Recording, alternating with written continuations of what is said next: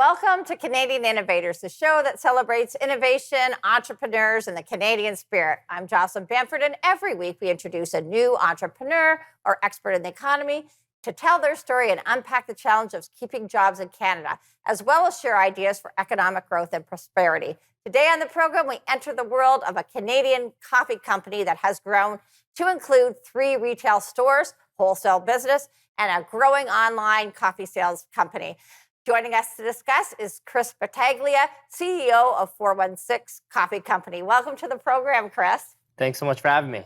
So, Chris, you have such a colorful background story. Why don't you walk our viewers through your life story and what brought you to this spot today? Yeah, so it started with selling screen printed T-shirts in high school. I was always entrepreneurial. My dad was an entrepreneur. My nono's an entrepreneur. So I had a lot of influence of wanting to own my own business, do my own thing, kind of growing up. I started selling screen printed shirts to other guys in the gym with stupid sayings on them. Kind of learned there wasn't a lot of money in that, at least at the scale that me and my friend were doing it. And then during my BBA at Brock, I did like drop shipping online. I was selling women's jewelry that was made in China across Canada. I've ran small marketing agencies, helped other businesses with social media and things like that. So kind of did a bunch of different hustles growing up, taught me a lot about the kind of basics of entrepreneurship, how to sell something, how to ask a market for feedback, learn about a product. And then I got my dad kind of out of retirement, or at least retirement from the coffee industry, to start 416. Okay, well, tell us about 416 Coffee Company and tell us about the journey of 416 Coffee. So my dad was roasting coffee in the 90s in Toronto, and then moved the factory, his roasting facility, to St. Catharines.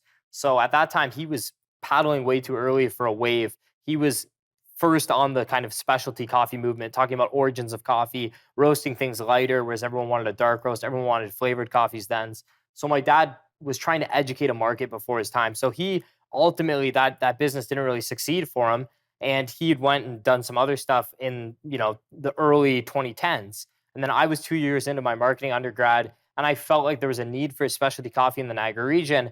And so I convinced him to kind of take his coffee roasting equipment out of storage. And we started up, at that time, exclusively doing wholesale, which was a complete disaster in and of itself. It was a terrible idea to start a coffee business and go wholesale, just because there was no end consumer demand. In this business, I was looking at it very much like an industrial product, and it wasn't. It was a consumer product that, in this case, was being sold commercially. So we had to kind of pivot. So it took us like 3 years of banging on doors and just repeated micro failures of rejections, barely paying our rent, barely scraping by for 3 or 4 years in relative obscurity, until we started having people come to our actual factory to buy coffee. We were kind of at a loss. We were like, okay, let's just open up the doors to the factory. We'll run Facebook ads. We'll get people to come here and see if like average people want to buy our coffees. And people were fascinated by the coffee roaster, seeing green coffee, smelling the coffee, learning about coffees. And that's when we're like, okay, we've been going about this the wrong way the whole time. And then we were able to transition to our first retail store. And then that's when, the brand started developed. And then, of course, all the wholesale clients came knocking after that. And then it was pretty funny how that happened. And the rest, as they say, is history. So you had very colorful career, starting and stopping companies, pulling equipment out of warehouses that had been mothballed. If you reflect back on your career, what do you think the most important thing you've ever learned?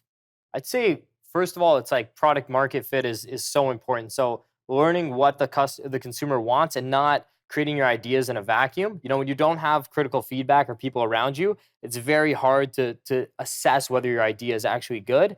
And then number 2 is that business is a team sport. Now we have, a small team of around 10 employees, and that's the most important thing to grow the business. Now we're at a stage where without that, we can't continue to grow. We can't open more stores. We can't service more people.